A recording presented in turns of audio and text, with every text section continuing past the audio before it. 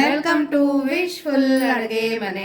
ನೋಡೇಶ, ಇವತ್ತು ಏನ್ ಹಾಸನ್ ರೆಸಿಪಿ ಅನ್ಸುತ್ತೆ. ಹೌದು, ಯಾಕಂದ್ರೆ ಇಷ್ಟೆಲ್ಲ ಸೊಪ್ಪು ಆಮೇಲೆ ಕಾಯಿ. ಯಾಕಂದ್ರೆ ನಾವು ಉತ್ತರ ಕರ್ನಾಟಕದವ್ರು ಕಾಯಿ ಬಳಸಲ್ಲ. ಹೌದು, ಬೆಂಗಳೂರು ಹಾಸನ್ ಕಡೆ ಕಾಯಿನ ಬಳಸ್ತಾರೆ. ಬಟ್ ತುಂಬಾ ಟೇಸ್ಟ್ ಆಗಿರುತ್ತೆ ರೆಸಿಪಿ. ಸೊ ಇವತ್ತೇ ನಾವು ತುಂಬಾ ಹೆಲ್ದಿ, ನ್ಯೂಟ್ರಿಷಿಯಸ್, ಮತ್ತೆ ಯಾರಾದ್ರೂ ಇಷ್ಟೆಲ್ಲ ಸೊಪ್ಪು ತಿಂದ್ರೆ ಇಮಿಡಿಯೇಟ್ ಆಗಿ ಅವ್ರ ಹಿಮೋಗ್ಲೋಬಿನ್ ಕೂಡ ಇಂಪ್ರೂವ್ ಆಗುತ್ತೆ. ಹಳ್ಳಿ ಕಡೆ ಮಾಡೋ ರೆಸಿಪಿ. ಹೌದು, ತುಂಬಾನೇ ರುಚಿಯಾಗಿರುತ್ತೆ. ಮುದ್ದೆ ಜೊತೆಗಂತೂ ಸೂಪರ್ ಆಗಿರುತ್ತೆ. ಹೇಗ್ ಮಾಡೋದು ಅಂತ ನೋಡೋಣ ಬನ್ನಿ. ಇಲ್ಲಿ ನೋಡಿ, ಸಬ್ಬಸಿಗೆ ಸೊಪ್ಪು ತಗೊಂಡಿರೋದು, ಸ್ವಚ್ಛಾಗಿ ನೀಟಾಗಿ ವಾಶ್ ಮಾಡ್ಕೊಂಡಿರೋದು. ಸಬ್ಬಸಿಗೆ ಸೊಪ್ಪು ಒಂದು ಅರ್ಧ ಕಟ್ಟು, ಪಾಲಕ್ ಒಂದು ಅರ್ಧ ಕಟ್ಟು, ಆಮೇಲೆ ಮೆಂತ್ಯ ಸೊಪ್ಪು ಒಂದು ಅರ್ಧ ಕಟ್ಟು ತಗೊಂಡಿರೋದಲ್ಲ ಆಶಾ. ಇವಾಗ ಇದೆಲ್ಲ ಸೊಪ್ಪುನು ನಾವು ಕಟ್ ಮಾಡ್ಕೋಬೇಕಲ್ಲ, ಸಣ್ಣದಾಗಿ ಕಟ್ ಮಾಡ್ಕೊಂಡ್ಬರ್ಬೇಕು. ನೋಡಿ, ಇದೆಲ್ಲ ಸೊಪ್ಪುನು ತುಂಬಾ ಸಣ್ಣದಾಗಿ ನಾವು ಕಟ್ ಮಾಡ್ಕೋಬೇಕು. ಎಷ್ಟು ಚೆನ್ನಾಗಿ ನೀವು ಕಟ್ ಮಾಡ್ಕೋತೀರ ಸೊಪ್ಪು, ಅಷ್ಟು ನಮಗೆ ಸ್ಮ್ಯಾಶ್ ಮಾಡೋದಕ್ಕೆ ಕಷ್ಟ ಆಗಲ್ಲ ಆಶಾ. ಹೌದು, ಜಾಸ್ತಿ ಸ್ಮ್ಯಾಶ್ ಮಾಡಂಗಿಲ್ಲ. ಸೊಪ್ಪು ಸಿಗುತ್ತೆ ಸ್ವಲ್ಪ ಬಾಯಿಗೆ. ಓಕೆ, ಮಿಕ್ಸಿಗೂ ಹಾಕಲ್ಲ. ಹಂಗಾಗಿ ನಾವು ಸಣ್ಣದಾಗಿ ಕಟ್ ಮಾಡ್ಕೊಂಡ್ಬಂದ್ರೆ ಚೆನ್ನಾಗಿ ಬೇಯುತ್ತೆ. ಓಕೆ, ಸೊ ನೋಡಿ, ಸೊಪ್ಪನ್ನ ನಾವು ಈ ತರ ಕಟ್ ಮಾಡ್ಕೊಂಡು ಬರೋಣ. ಸೊ ನೋಡಿ, ಈ ಥರ ಸೊಪ್ಪನ್ನು ಕಟ್ ಮಾಡ್ಕೊಂಡು ಬರಬೇಕು. ಇವಾಗ ಈ ಸೊಪ್ಪನ್ನು ನಾವು ಒಂದು ಪ್ಲೇಟಿಗೆ ಹಾಕೊಂಡು ಇಟ್ಕೊಳ್ಳೋಣ. ನೋಡಿ, ಒಂದು ಕುಕ್ಕರ್ನ ತಗೊಂಡಿದ್ದೀವಿ. ನೋಡಿ, ಇಲ್ಲಿ ತೊಗರಿ ಬೇಳೆನ ತಗೊಂಡಿದ್ದೀವಿ. ನಾಟಿ ತೊಗರಿ ಬೇಳೆ ತುಂಬಾ ಟೇಸ್ಟ್ ಆಗಿರುತ್ತೆ, ಪ್ರತಿಭಾ ಹುರಿದು. ಇದನ್ನು ಒಂದು ಬೌಲ್ ಅಷ್ಟು ಹಾಕ್ಕೊಂಡು ನೀಟಾಗಿ ವಾಶ್ ಮಾಡಿಕೊಂಡು ಬರಬೇಕು. ನೋಡಿ, ಈ ಥರ ಬೇಳೆನ ವಾಶ್ ಮಾಡ್ಕೊಂಡು ಬಂದಿರೋದು. ಇವಾಗ ಇದ್ರೊಳಗಡೆ ನಾವು ಸಣ್ಣದಾಗಿ ಕಟ್ ಮಾಡ್ಕೊಂಡಿರೋಂಥ ಸೊಪ್ಪನ್ನು ಹಾಕೊಳ್ಳೋಣ. ನೀವು ಎಷ್ಟು ಸೊಪ್ಪನ್ನು ಬಳಸ್ತೀರಾ ಅಷ್ಟೇ ಒಳ್ಳೆಯದು.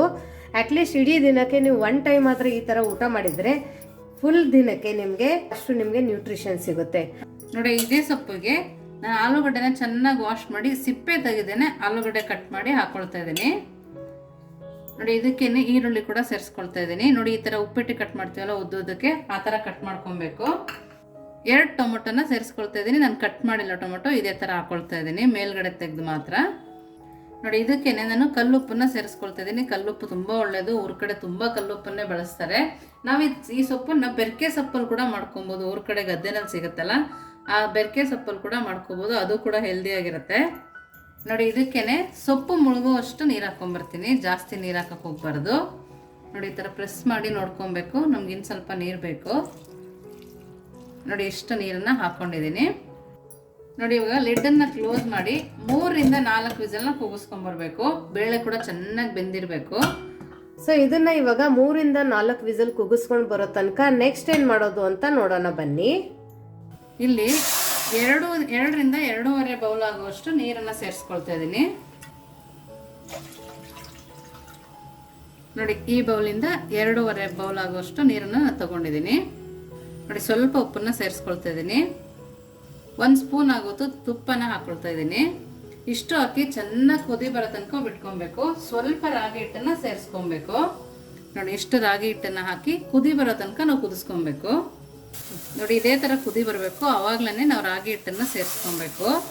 ನೋಡಿ, ಅದೇ ಬೌಲಲ್ಲಿ ನಾನು 1 ಬೌಲ್ ತಗೊಂಡಿದ್ದೀನಿ. ಕೆಲವೊಂದು ರಾಗಿ ಹಿಟ್ಟು 1 ಬೌಲಷ್ಟು ಇಡ್ಸುತ್ತೆ, ಕೆಲವೊಂದು ಸ್ವಲ್ಪ ಕಡಿಮೆ ಇಡ್ಸುತ್ತೆ. ನೋಡಿ, ಈ ಥರ ಹಾಕ್ಕೊಂಡು ನೀಟಾಗಿ ತಿರುಗಿಸ್ಕೊಬೇಕು. 1 ನಿಮಿಷ ಬಿಟ್ಬಿಟ್ಟೆ ತಿರುಗಿಸ್ಕೊಬೇಕು.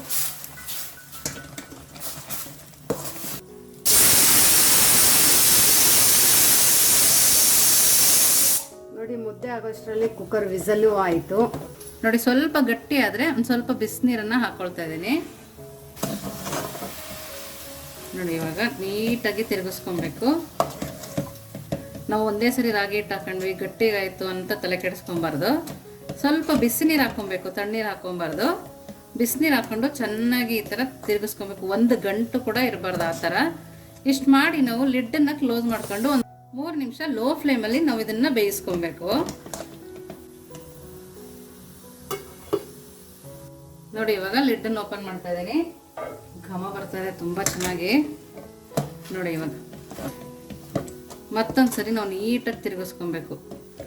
ನೋಡ್ತಾ ಇದ್ದೀರಲ್ಲ, 1 ಗಂಟು ಕೂಡ ಕಾಣಿಸ್ತಾ ಇಲ್ಲ. ಮುದ್ದೆನ ನಾವು ತುಂಬ ಚೆನ್ನಾಗಿ ಬೇಯಿಸ್ಕೊಬೇಕು. ಕೈಗೆ ಈ ಥರ ಅಂಟಬಾರದು, ಅವಾಗ ಮುದ್ದೆ ಬೆಂದಿದೆ ಅಂತೇಳಿ. ಇವಾಗ ಫ್ಲೇಮನ್ನು ಆಫ್ ಮಾಡ್ಕೊಳ್ಳೋಣ. ಹೌದು, ಆಫ್ ಮಾಡ್ಬಿಟ್ಟು ಒಂದು 5 ನಿಮಿಷ ಇಟ್ಬಿಟ್ಟು ಆಮೇಲೆ ಕಟ್ಕೊಬೇಕು. ಓಕೆ, ಮೊದಲು ಕಲ್ಲಿಗೆ ನೀರು ಹಚ್ಕೊಳ್ತಾ ಇದ್ದೀನಿ. ಇವಾಗ ಸ್ವಲ್ಪ ಸ್ವಲ್ಪನೇ ನಾವು ಮಾಡ್ಕೊಂಡ್ವಲ್ಲ ಆ ಹಿಟ್ಟನ್ನು ಹಾಕೊಂಡು ಮುದ್ದೆನ ಕಟ್ಕೊಬೇಕು. ನೋಡಿ ನೀವು ನೋಡ್ತಾ ಇದ್ದೀರಲ್ಲ, 1 ಗಂಟೆ ಕೂಡ ಇಲ್ಲ, ನೀಟಾಗಿ ಮುದ್ದೆ ಬರುತ್ತೆ. ಕೈ ಬಿಸಿ ಆಗೋದ್ರಿಂದ ಒಂದೊಂದು ಸ್ವಲ್ಪ ನೀರನ್ನು ಹತ್ಕೊಂಡು ನಾವು ಮುದ್ದೆನ ತಿರುಗಿಸ್ಕೊಬೇಕು. ನೋಡಿ ನೋಡಿ 1 ಬೌಲ್ ರಾಗಿ ಹಿಟ್ಟು ತಗೊಂಡಿದ್ವಲ್ಲ, ಅದರಲ್ಲಿ 4 ಮುದ್ದೆ ರೆಡಿಯಾಗಿದೆ. ಇವಾಗ ಇಲ್ಲೊಂದು ಹಾಟ್ ಬಾಕ್ಸ್ ಅನ್ನ ತಗೊಂಡು ಒಳಗಡೆ ನೀರು ಹಚ್ಕೊಂಡಿರೋದು, ಅದ್ರ ಒಳಗಡೆ ಈ ತರ ಮುದ್ದೆನ ಹಾಕೊಂಡು ಮುಚ್ಚಿಬಿಟ್ಟು ಇಟ್ಬಿಟ್ರೆ ಆಶಾ ಬಿಸಿ ಇರುತ್ತಲ್ಲ. ಹೌದು, ಬಿಸಿ ಇರುತ್ತೆ. ನೋಡಿ ಇವಾಗ ಕುಕ್ಕರ್ ವಿಸಲ್ ಆಗಿ ರೆಡಿ ಇದೆ. ನೋಡಿ ವಿಸಲ್ ಕೂಡ ತಣ್ಣಗಾಗಿದೆ. ನೋಡಿ ಎಷ್ಟು ಚೆನ್ನಾಗಿ ಬೆಂದಿದೆ ಅಂತೇಳಿ. ನೋಡಿ ಇವಾಗ ಈ ತರ ಬೆಂದಿದೆಯಲ್ಲ, ಇವಾಗ ನಾವು ಇದರಲ್ಲಿ ಟೊಮೊಟೊನ ತಕ್ಕೊಬೇಕು. ನಾವು ದಪ್ಪ ದಪ್ಪಕ್ಕೆ ಹಾಕಿದ್ವಲ್ಲ ಅದನ್ನ ತಕ್ಕೊಂಡು ಒಂದು ಬೌಲಲ್ಲಿ ಹಾಕೋತಾ ಇರೋದು. ಹೌದು, ಸ್ವಲ್ಪ ಸೊಪ್ಪನ್ನ ತಕ್ಕೊಳ್ತಾ ಇದ್ದೀನಿ ನಾನು, ಸಾಂಬಾರ್ ಗಟ್ಟಿಗೆ ಬರಲಿ ಅಂತೇಳಿ. ನೋಡಿ ಎಷ್ಟು ಸೊಪ್ಪನ್ನ ತಗೊಂಡಿದ್ದೀನಿ. ಇವಾಗ ಮಿಕ್ಕಿದ್ದನ್ನ ಕೈ ಆಡಿಸ್ಕೊಬೇಕು ನೀಟಾಗಿ. ನೋಡಿ ಇವಾಗ ಚೆನ್ನಾಗಿ ಕೈ ಆಡಿಸ್ಕೊಂಡು ಕುದಿಯಕ್ಕೆ ಪಕ್ಕಕ್ಕೆ ಇಟ್ಟು ನೆಕ್ಸ್ಟ್ ಏನು ಮಾಡೋದು ಅಂತ ನೋಡೋಣ ಬನ್ನಿ. ನೋಡಿ ಇಲ್ಲೊಂದು ಮಿಕ್ಸಿ ಜಾರನ್ನ ತಗೊಂಡಿರೋದು. ಇವಾಗ ಏನ್ ಹಾಕೋತೀಯ ಆಶಾ? ಇಲ್ಲಿ ಹಸಿ ತೆಂಗಿನಕಾಯಿ, ಪ್ರತಿಭಾ ಹಾಸನ ರೆಸಿಪಿ ಆಗಿರೋದ್ರಿಂದ ಹಸಿ ತೆಂಗಿನಕಾಯಿನ ಜಾಸ್ತಿ ಬಳಸ್ತೀವಿ. ಕರೆಕ್ಟ್. ಸೊ ಹಸಿ ತೆಂಗಿನಕಾಯಿನ ಹಾಕೊಳ್ತಾ ಇದ್ದೀನಿ. ಸ್ವಲ್ಪ ಜೀರಿಗೆನ ಸೇರಿಸ್ಕೊಳ್ತಾ ಇದ್ದೀನಿ. ನಾವು ಜೀರಿಗೆ ಹಾಕೋದ್ರಿಂದ ತುಂಬಾ ಟೇಸ್ಟ್ ಕೊಡುತ್ತೆ. ಇಲ್ಲಿ ನಾನು 1 ಸ್ಪೂನ್ ಆಗುವಷ್ಟು ಸಾಂಬಾರ್ ಪುಡಿನ ಹಾಕೊಳ್ತಾ ಇದ್ದೀನಿ.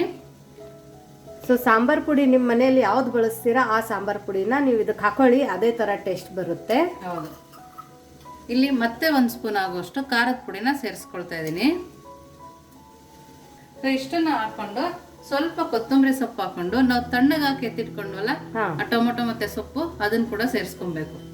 ನೋಡಿ ಟೊಮೊಟೊ ಮತ್ತೆ ಸೊಪ್ಪು ಮತ್ತೆ ಬೇಳೆ ತೆಗೆದಿಟ್ಕೊಂಡಿದ್ವಲ್ಲ ಅದನ್ನ ಕೂಡ ಸೇರಿಸ್ಕೊಂಡು ಸಣ್ಣದಾಗಿ ರುಬ್ಕೊಂಡ್ಬರ್ಬೇಕು. ನೀರ್ ಹಾಕ್ಬೇಕಾ? ನೀರ್ ಸ್ವಲ್ಪ ಹಾಕ್ಬೇಕು, ಜಾಸ್ತಿ ಹಾಕ್ಬಾರ್ದು. ನೀರ್ ಹಾಕಿ ಸಣ್ಣದಾಗಿ ರುಬ್ಕೊಂಡ್ಬರ್ಬೇಕು. ನೋಡಿ ಈ ತರ ಸಣ್ಣದಾಗಿ ರುಬ್ಕೊಂಡ್ಬರ್ಬೇಕು. ಈ ರುಬ್ಬಿರೋದೇ ಮಸಾಲೆ ಘಮ ತುಂಬಾ ಚೆನ್ನಾಗಿ ಬರ್ತಾ ಇದೆ. ಹೌದು.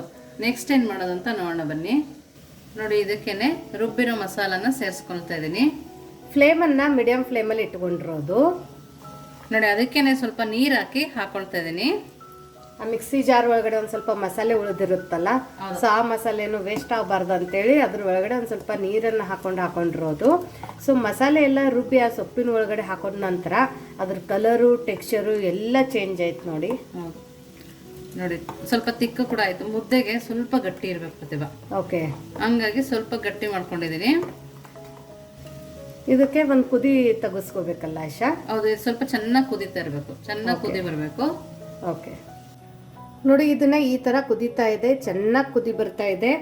ಹೇಗೆ ನಾವು ಇದನ್ನ ಕುದಿಸ್ತೀವಿ ಅದ್ರ ರುಚಿ ಜಾಸ್ತಿ ಆಗುತ್ತಲ್ಲ ಆಶಾ? ಹೌದು, ಚೆನ್ನಾಗಿ ಕುದಿಬೇಕು ಪ್ರತಿಭಾ. ನಾವೆಲ್ಲ ಸೌದೆ ಒಲೆಯಲ್ಲಿ ಕುದಿಸ್ತಾ ಇದ್ವಲ್ಲ, ಅವಾಗ ತುಂಬಾ ರುಚಿ ಬರ್ತಿತ್ತು. ಇವಾಗ ಸೊಪ್ಪು ಕೂಡ ಫ್ರೆಶ್ ಆಗಿತ್ತು. ಆಲೂಗಡ್ಡೆ ಹಾಕೋದ್ರಿಂದ ತುಂಬಾ ಚೆನ್ನಾಗಿ ಬರುತ್ತೆ ಪ್ರತಿಭಾ. ಓಕೆ, ಅದರಿಂದ ಥಿಕ್ನೆಸ್ ಬರುತ್ತಲ್ಲ? ಹೌದು. ನೋಡು, ಈರುಳ್ಳಿ ಆಲೂಗಡ್ಡೆ ಎಲ್ಲ ಹಾಗೆ ಹಾಕಿರ್ತೀವಲ್ಲ, ಅದ್ರ ಜೊತೆ ಬೆಂದಾಗ ಕೂಡ ತುಂಬಾ ಚೆನ್ನಾಗಿರುತ್ತೆ. ನೋಡಿ ಇವಾಗ ನಾವು ಇದಕ್ಕೆ ಒಗ್ಗರಣೆನ ಹಾಕೊಳ್ಳೋಣ. ನೋಡಿ ಇಲ್ಲಿ ಚೆನ್ನಾಗಿ ಎಣ್ಣೆ ಬಿಸಿ ಮಾಡ್ಕೊಂಡಿರೋದು. ಇವಾಗ ಇದ್ರ ಒಳಗಡೆ ಸಾಸಿವೆನ ಹಾಕೊಳ್ಳೋಣ. ಕರಿಬೇವು, ಒಣಮೆಣಸಿನ್ಕಾಯಿ, ಸ್ವಲ್ಪ ಅರಿಶಿನ ಪುಡಿ. ಸೊ ಚೆನ್ನಾಗಿ ಎಣ್ಣೆ ಬಿಸಿ ಆಯ್ತಂದ್ರೆ ಒಗ್ಗರಣೆನೂ ಕೂಡ ನಾವು ಈ ತರ ಹಾಕೋಬಹುದು. ಹೌದು, ನಾವು ಇದಕ್ಕೇನೆ ಬೆಳ್ಳುಳ್ಳಿ ಕೂಡ ಸೇರಿಸ್ಕೊಬೇಕು. ನೋಡಿ ಎಣ್ಣೆ ಚೆನ್ನಾಗಿ ಕಾದಿರೋದ್ರಿಂದ ತುಂಬಾ ಚೆನ್ನಾಗಿ ಒಗ್ಗರಣೆ ಆಗಿದೆ.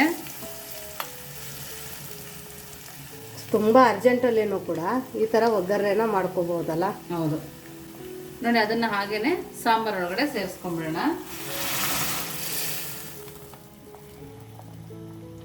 ಒಗ್ಗರಣೆ ಹಾಕಿದ ನಂತರ ಅದ್ರ ಘಮನೇ ಬೇರೆ. ಹೌದು, ತುಂಬಾ ಚೆನ್ನಾಗಿ ಬೆಳ್ಳುಳ್ಳಿನ ಜಜ್ಜಿಟ್ಕೊಂಡು ಇದಕ್ಕೆ ಸ್ವಲ್ಪ ಬೆಳ್ಳುಳ್ಳಿನ ಜಾಸ್ತಿ ಹಾಕೊಂಡ್ರೆ ತುಂಬಾನೇ ಚೆನ್ನಾಗಿರುತ್ತೆ ಟೇಸ್ಟು. ಈ ಚಳಿಗಂತೂ ಸೊಪ್ಪಿನ ಸಾರು, ಮುದ್ದೆ, ಸ್ವಲ್ಪ ಅನ್ನ ತಿಂತಾ ಇದ್ರೆ ತುಂಬಾನೇ ರುಚಿಯಾಗಿರುತ್ತೆ ಪ್ರತಿಭಾ. ಹೌದು. ನೋಡಿ ಬಟ್ ಇದ್ರ ಕನ್ಸಿಸ್ಟೆನ್ಸಿನೂ ತುಂಬಾ ಚೆನ್ನಾಗಿ ಬಂದಿದೆ, ಕರೆಕ್ಟ್ ಆಗಿ ಬಂದಿದೆ. ತುಂಬಾ ತಿಳಿವಿಲ್ಲ, ಮಾಡೋದು ಕೂಡ ಬೇಗನೆ ಆಗುತ್ತೆ, ತುಂಬಾ ಬೇಗ ಆಗುತ್ತೆ. 10 ನಿಮಿಷದಲ್ಲಿ ಮಾಡ್ಕೋಬಹುದು. ಹೌದು ನೋಡಿ ರೆಡಿ ಇದೆ. ಹೌದು, ಇವಾಗ ಸ್ಟೋವ್ನ ಆಫ್ ಮಾಡ್ಕೊಳ್ಳೋಣ. ಆಫ್ ಮಾಡ್ಕೊಂಡ್ಬಿಟ್ಟು ಇವಾಗ ಇದು ಹುಳಿ ಸೊಪ್ಪು, ಸೊಪ್ಪು ಹುಳಿ ಸಾಂಬಾರ್ ಅಂತ, ಸಾಂಬಾರ್ ಪುಡಿ ಹುಳಿ ಇರುತ್ತಲ್ಲ, ಸೊಪ್ಪು ಹುಳಿ ಸಾಂಬಾರು ಮಸಪ್ ತರನೂ ಆಗುತ್ತೆ, ಸಾಂಬಾರ್ ಹುಳಿ ಸಾಂಬಾರ್ ತರನೂ ಆಗುತ್ತೆ. ಇವಾಗ ಇದನ್ನ ನಾವು ಮುದ್ದೆ ಜೊತೆ ಯಾವ ತರ ತಿನ್ನೋದು ಅಂತ ನೋಡೋಣ ಬನ್ನಿ. ನೋಡಿ, ಇಲ್ಲಿ ಒಂದು ತಟ್ಟೆ ಒಳಗಡೆ ಇವಾಗ ನಾವು ಬಿಸಿ ಬಿಸಿ ಮುದ್ದೆ ಮಾಡ್ಕೊಂಡಿದ್ವಲ್ಲ ಅದನ್ನ ಇಟ್ಕೊಳ್ಳೋಣ. ನೋಡಿ, ಇಲ್ಲಿ 2 ಮುದ್ದೆ ಇಟ್ಕೊಂಡಿರೋದು. ಇವತ್ತು ಮಾಡಿರೋಂಥ ಸಾಂಬಾರಿಗೆ 2 ಅಲ್ಲ 4 ಮುದ್ದೆ ತಿಂತಾರೆ, ಅಷ್ಟು ಚೆನ್ನಾಗಿರುತ್ತೆ ಈ ಸೊಪ್ಪು ಸಾಂಬಾರು. ನೋಡಿ, ಮುದ್ದೆ ಜೊತೆಗೆ ಸೊಪ್ಪಿನ ಸಾಂಬಾರು, ಅದ್ರ ಟೆಕ್ಸ್ಚರು, ಅದ್ರ ಕಲರು ಎಷ್ಟು ಪರ್ಫೆಕ್ಟಾಗಿ ಬಂದಿದೆ ನೋಡಿ. ಏನು ಜಾಸ್ತಿ ಮಸಾಲೆ ರುಬ್ಬೇಕಂತೇನಿಲ್ಲ, ಹುರ್ಕೋಬೇಕಂತೇನಿಲ್ಲ. ಇದಕ್ಕೇನೆ ಬಿಸಿ ಬಿಸಿ ಸಾಂಬಾರಿಗೆ ತುಪ್ಪ ಹಾಕೊಂಡು ತಿಂತಾ ಇದ್ರೆ ಸೂಪರ್ ಆಗಿರುತ್ತೆ ಪ್ರತಿಭಾ. ಓಕೆ, ಘಮ ಅಂತೂ ತುಂಬ ಚೆನ್ನಾಗಿ ಬರ್ತಾ ಇದೆ. ವಿಡಿಯೋದಲ್ಲಿ ನಿಮಗೆ ಘಮ ಬರಲ್ಲ, ಬಟ್ ನಾವು ನೋಡ್ತಾ ಇದ್ದೀವಿ, ಮಾಡ್ತಾ ಇದ್ದೀವಿ, ಘಮ ಬರ್ತಾ ಇದೆ. ನೋಡಿ, ಮುದ್ದೆ ಕೂಡ ಎಷ್ಟು ಸಾಫ್ಟ್ ಇದೆ ಅಂತ, ಒಂದು ಗಂಟು ಕೂಡ ಇಲ್ಲ. ನೋಡಿ ಎಷ್ಟು ಸಾಫ್ಟ್ ಆಗಿದೆ, ಗಂಟ್ಲಲ್ಲಿ ಹಂಗೆ ಜಾರುತ್ತೆ, ಅಷ್ಟು ಚೆನ್ನಾಗಿದೆ. ಇದ್ರ ಜೊತೆ ಈರುಳ್ಳಿ ಚೆನ್ನಾಗಿರುತ್ತಲ್ಲ ಆಶಾ ತಿನ್ನೋಕೆ? ತುಂಬಾ ಚೆನ್ನಾಗಿರುತ್ತೆ. ಯಾಕಂದ್ರೆ ನೀ ಇದ್ರದ್ದು ವಿಡಿಯೋದಲ್ಲಿನೂ ಹೇಳಿದ್ದೆ ನನಗೆ, ಮಸ್ಸೊಪ್ಪಿನ ಜೊತೆ ಇಟ್ಟಿದ್ದೆ. ಮತ್ತೆ ಅದು ವಿಡಿಯೋ ನಂತರ ನಾನು ಮಸ್ಸೊಪ್ಪು ಮುದ್ದೆ ತಿಂದ್ವಿ, ಅದ್ರ ಜೊತೆ ಈರುಳ್ಳಿ ತುಂಬ ಸಖತ್ತಾಗಿತ್ತು. ಸೊ ಹಾಗಾಗಿ ಇದ್ರ ಜೊತೆ ನಾವು ಈರುಳ್ಳಿನ ಕೂಡ ಇಟ್ಕೊಳ್ಳೋಣ. ನೋಡಿ, ಇವಾಗ ಈ ತರ ನೀಟಾಗಿ ಸೊಪ್ಪಿನ ಜೊತೆ ಮಿಕ್ಸ್ ಮಾಡಿಕೊಂಡು ನೋಡಶ ಹೇಗಾಗಿದೆ. ತುಂಬಾನೇ ಚೆನ್ನಾಗಿದೆ ಪ್ರತಿಭಾ. ಚೆನ್ನಾಗಿತ್ತಾ?